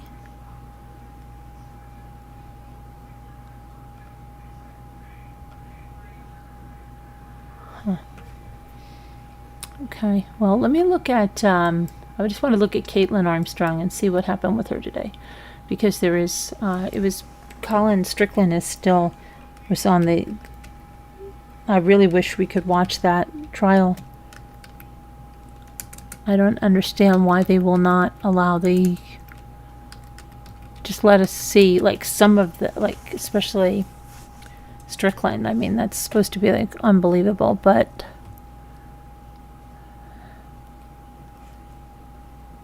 they don't want us to even hear that. I don't even understand.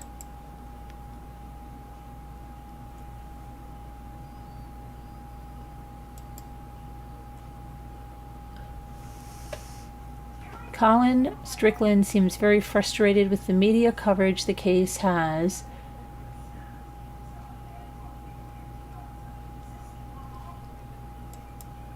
They said, let's see what's going on with him. Colin Strickland was not too happy today in court after the cross-examination.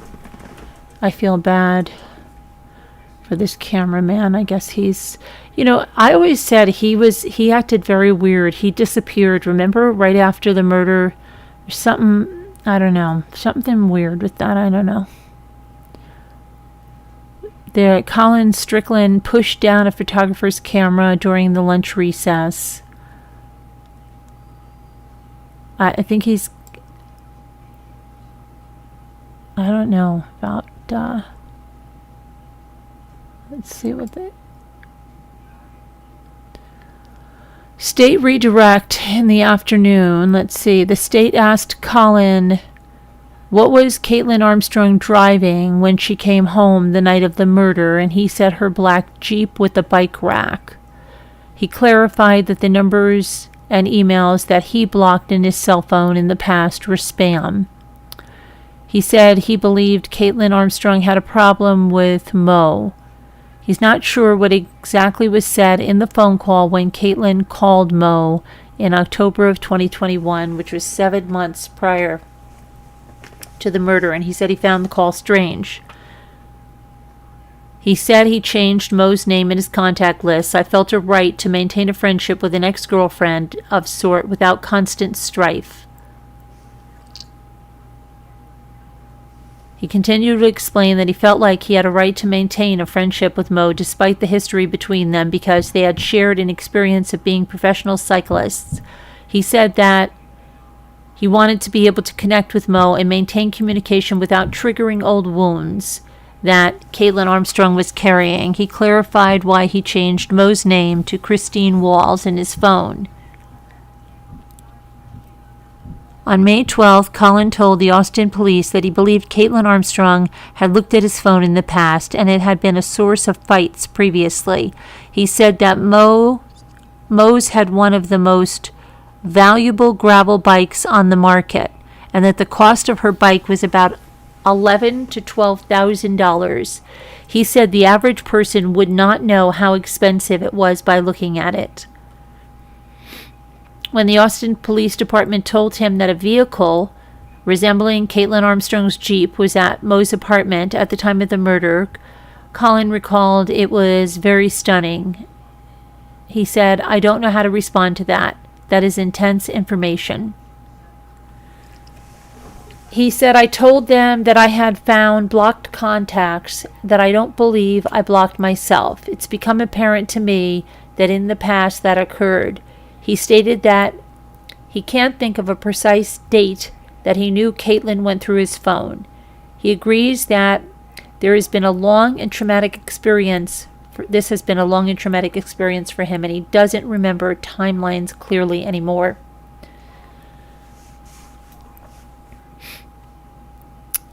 The state asked Colin, "Did you go into the closet or bedroom, pull guns down from the case, and prepare them for the defendant to take to the range?" And he said, "I did not take the guns out and load them for Kaitlin Armstrong to use at the range." He also said he did not take the gun lock off or replace the lock. He said he is far less sophisticated with the mechanics of guns, and he indicated that Kaitlin knew a lot. Apparently,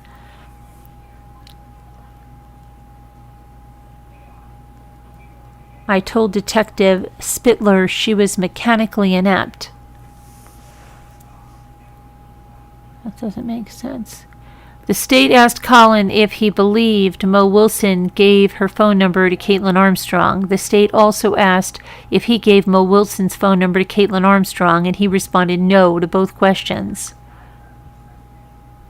The state asked Colin, "Mr. Strickland, did you kill Mariah Wilson?" And he said no.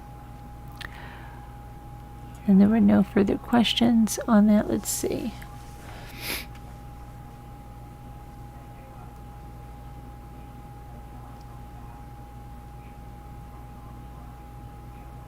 Okay, somebody said people liked Strickland and Armstrong, but a lot of their mutual friends said that the relationship seemed messy. Some of Strickland's friends thought Armstrong had become too attached to his public persona. Hold on a minute, and this is a picture of him.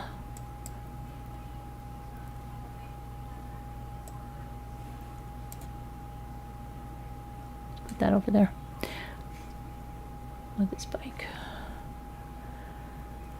One example occurred prior to a group ride in Austin. Strickland's clothing sponsor, Rafa, had made him an exclusive cycling kit with all of his sponsorship logos. He ordered one for Armstrong too as a gift, but then asked her not to wear it at public events. He thought it would be improper and that his sponsors might not like it. So the morning of the ride, when Armstrong came out dressed in the kit, Strickland asked her to change. And that apparently stung Kaitlin Armstrong so much she decided to skip the ride entirely.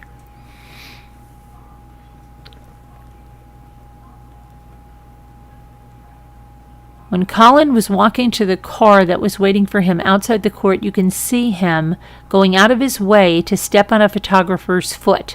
You can hear the photographer in pain say, "Ouch." The photographer has pressed charges against Colin Strickland. That guy sounds like a loose cannon, okay? And I thought when he disappeared, wow, let me just see this.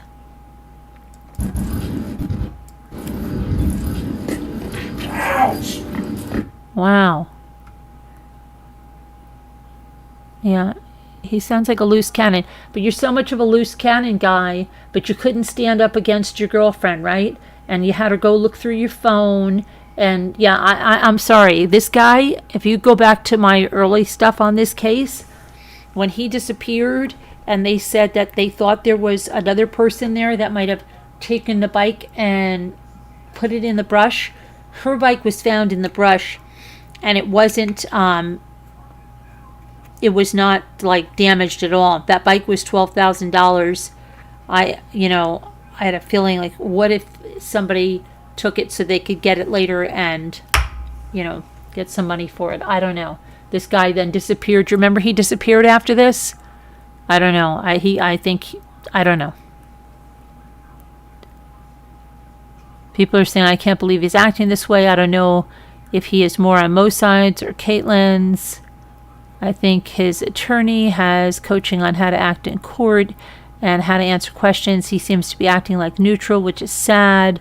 He should be leaning towards Mo since she's the victim. Well, he should be.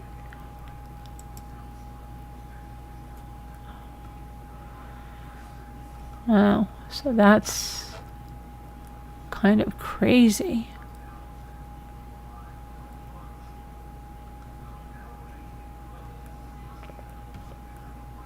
Let's see what's going on with this guy, Colin Strickland.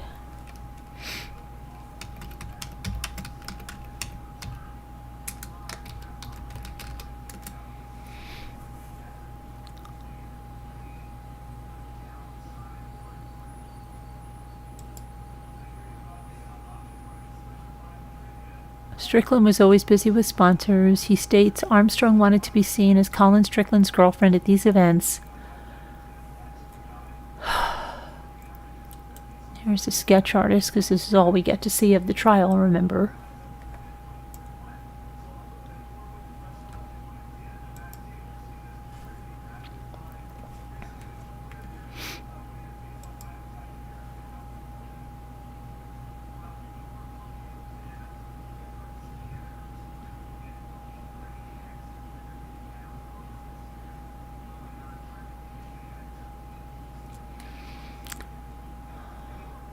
Okay, so let me see what's going on. Let's see what went on in this trial.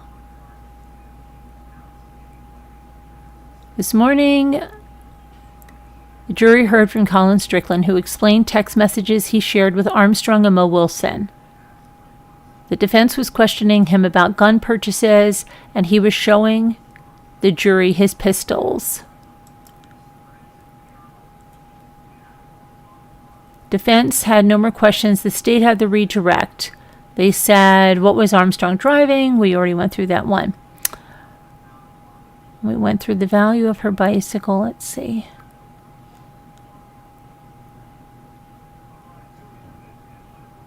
Colin told the Austin Police Department that Kaitlin Armstrong was very feminine and she liked pink things. She's not familiar with guns. He told the Austin Police Department that Armstrong has no mechanical knowledge of guns, and he told them that she had a significant amount of mechanical knowledge of how bicycles work after dating him.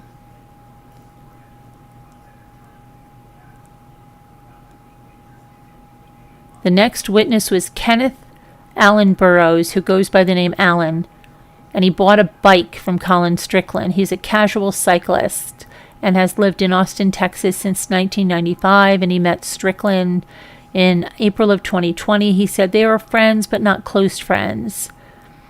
And he said he's a really great guy. I'm talking about Strickland. Alan and Armstrong have hung out a handful of times. Friendship was primarily with Colin. He spoke on the phone to Colin on May 11th. He was going to lend Alan some bike parts. The phone call ended with bad reception. Colin was at his house at the time of the call because Alan says Colin was looking for the bike part he needed and found it mid-call. There's a screenshot shown to the jury of Alan's phone call with Colin Strickland. It was 8 minutes long and it happened at 9:07 p.m.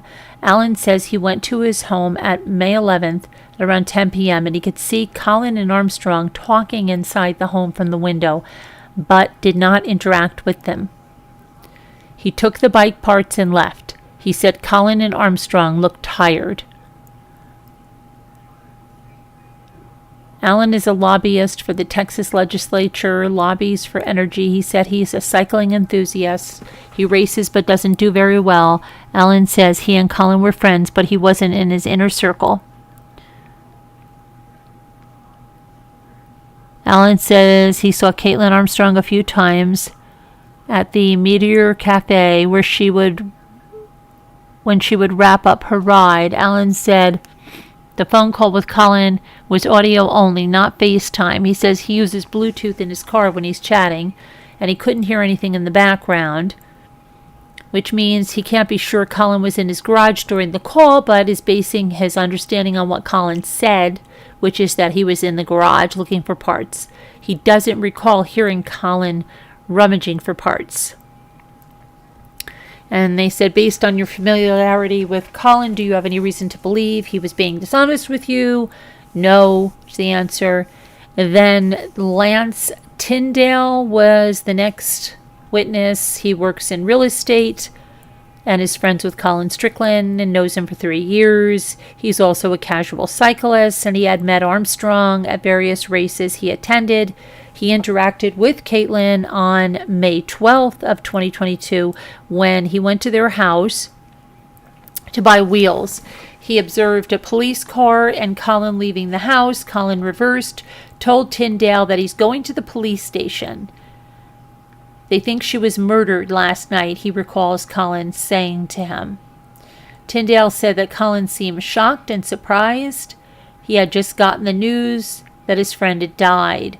Tyndale went inside and saw Armstrong to figure out the wheel situation. While there, Armstrong asked him if he heard what happened. Tyndale said Armstrong told him it was Mo he knew, who she was, and of her accomplishments. Tyndale said Armstrong described who she was and why she was in Austin, Texas. Armstrong did not say anything about the circumstances of her death. Tyndale said they discussed if Austin was becoming more violent. Tyndale said he was surprised and shocked about Mo's death, and he said that Armstrong acted surprised and shocked too. Tyndale said Armstrong asked if Cherrywood was a dangerous area, and Tyndale said he felt Cherrywood was safe. Tyndale said that Armstrong brought up Cherrywood and that Armstrong left for about 10 minutes towards the back of the house. He didn't know where she went, but she was gone longer than he expected. Now they showed text messages between Tyndale and Colin sent him a text in the morning of May 12th that they would arrange the wheels exchange, and later Tyndale apologizes to Colin about the difficult news of Mo's death. Later, Tyndale speaks with the Austin Police Department about his relationship with Colin and Armstrong, and he recalls Kaitlin Armstrong going out of her way to make it clear that she was Colin's girlfriend. It was clear to Tyndale that Colin was uncomfortable with Armstrong wearing his gear at his races. Tyndale is a real estate agent, so he's familiar with Austin neighborhoods, including Chestnut and Cherrywood. Tyndale said that those neighborhoods sometimes get blended. Let's see. Asked about who said what, Colin or Kaitlin, Cherrywood or Chestnut, it's plausible that Colin told Kaitlin about the neighborhood of the murder. Defense wonders aloud. Okay, Tyndale said that Armstrong seemed as shocked as he felt when they were discussing Mo's murder. Then the next witness was Detective Richard Spittler from the Austin Police Department. Okay, let's see. Spittler says, he handled about 125 aggravated assault cases for Austin. He later became a homicide detective, one of 16. He was notified of the murder on May 11th, and a potential witness, Kaitlin Cash. Spittler interviewed Cash. He wanted to know her whereabouts and if any guns were owned by her or the victim.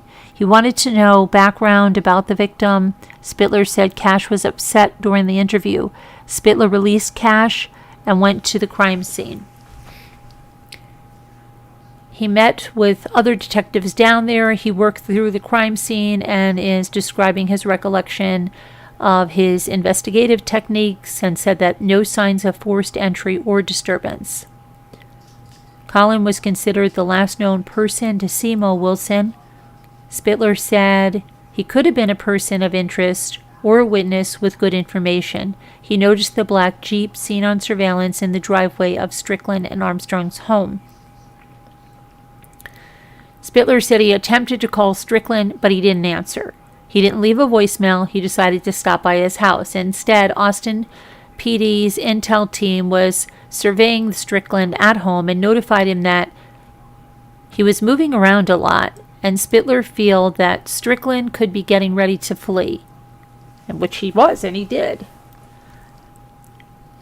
Spittler was recollecting meeting with Colin the morning after the murder. We have seen this interaction from different detectives' body cameras. He said Colin was surprised with the news.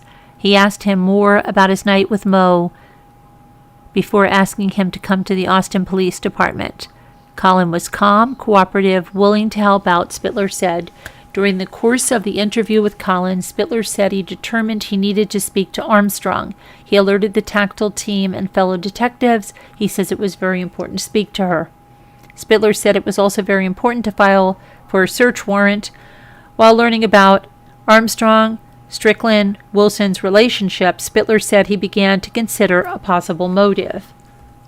Yeah, that love triangle, right? It was clear there was some element of jealousy there, Spittler said. During the Austin Police Department interview, Spittler asked Colin if Kaitlin Armstrong was a jealous person. He got clued in about possible jealousy when learning that Colin had switched to Mo's name in his phone book. Spittler says the plan was to arrest Kaitlin Armstrong and bring her in for questioning because she had an active warrant already out for her arrest for a separate matter, which is a Class D misdemeanor. Armstrong was at her home at the time, but Spittler did not speak to her. A different detective did. Spittler said Armstrong was released and Austin police drove her home. Spittler left to get some rest following his interview with Strickland. The next day, he learned about the results of the search warrant. 2 firearms were seized. And that's important because he recognized they were 9mm, just like the shell casings found at the crime scene. On May 13th, Spittler contacted and introduced himself to Mo Wilson's family and asked if they knew of anyone who might want to harm her. He asked for passcodes to her phone. At this point, he's still looking for possible suspects. Spittler explains why it's important to get access to Mo's cell phone.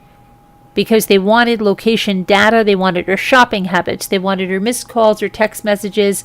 He was able to access her phone by the end of the day, and he attempted to collect video from the scene. On May 14th, Austin Police Department was getting ready to publish a press release. Spittler notified the Wilson family. Spittler says he went back to the crime scene and encountered Cash's landlord, Harris. He conducted an interview. Spittler also received information from anonymous callers. Spittler's team was coming through Wilson's phone and found her last text that evening was to a podcaster who coincidentally also has the last name Strickland. Weird. He explains the video he uncovered over the course of several days was a motorcycle leaving the scene of the murder, a similar motorcycle close to where Strickland lived. Around 5:17, Spittler says he issued a warrant for Armstrong's arrest. Around 5:18 and 5:19, other civilians came forward with information about the murder. Spittler discussed combing through the Strava app and how he used it in his investigation. He was able to see Armstrong used it several times on May 10th and May 11th to geolocate Mo Wilson. Court was adjourned for the day. There's no court tomorrow, personal reasons. No court for Friday because of Veterans Day. So they will not be in session until Wednesday at 9 a.m. Which is good for me because I've got to go out tomorrow, so that's good. Okay, so we got through mainly that. That's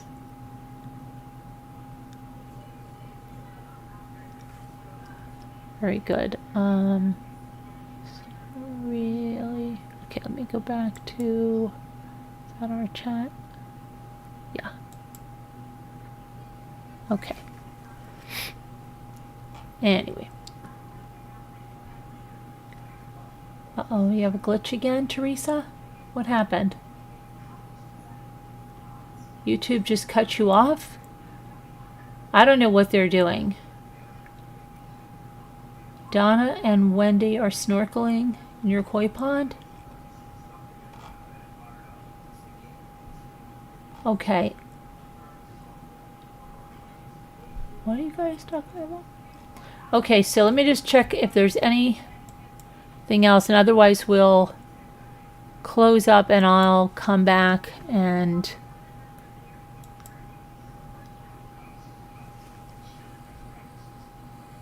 speak afterwards. Let's see what's going on here.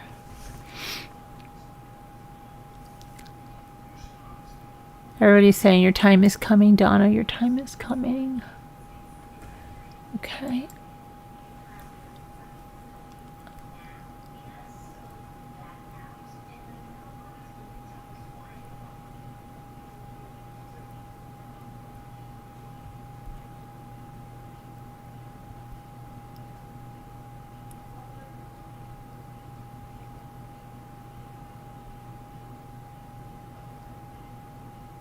Okay, so let's see.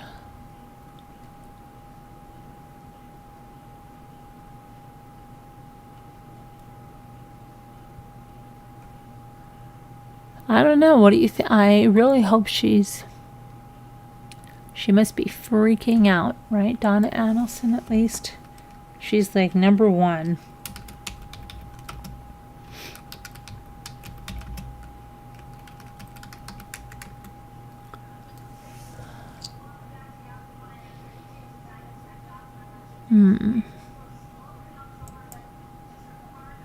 Take a look at some archives.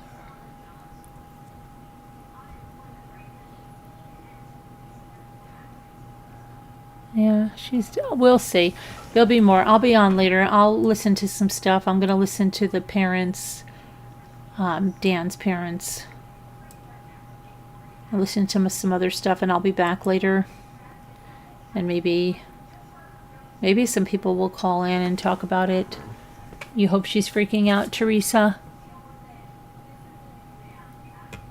Yeah, I mean, I just can't believe, like, there were a lot of people watching this, and I don't know why. It just seems like that I thought there would be a lot more in terms of press conference, or even, like, I mean, when they have Murdaugh, they follow them out. You know, you see him get in the van, this and that. I just feel like they didn't do that here with Charlie Adelson. I don't know. So weird.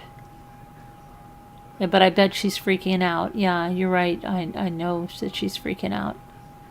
Anyway, I will be on later. I'm going to try to gather up some more information, listen to some stuff, and maybe more will come out. But I will talk to you later. I thought we'd have a little more engagement, but maybe later on tonight. I don't know. It seems like there's so many people watching the trial, but I don't know how many people, honestly, from our channel watching the trial. And this was a good trial. It wasn't too long. It was interesting, and there's the potential for like 2-3 other indictments at least. I think that they haven't gotten them all yet. Because they haven't gotten them all yet. Yeah. Maybe you're right, Teresa. Maybe you're right. Okay, Judy. Maybe she's caught bigger fish to fry to go get a warrant for Donna's arrest, right? All right, I'll see you guys later. Thank you so much. I hope you can tune in later. We'll see you later. Bye-bye. God bless. Prayers and justice for the Markel family and Dan Markel.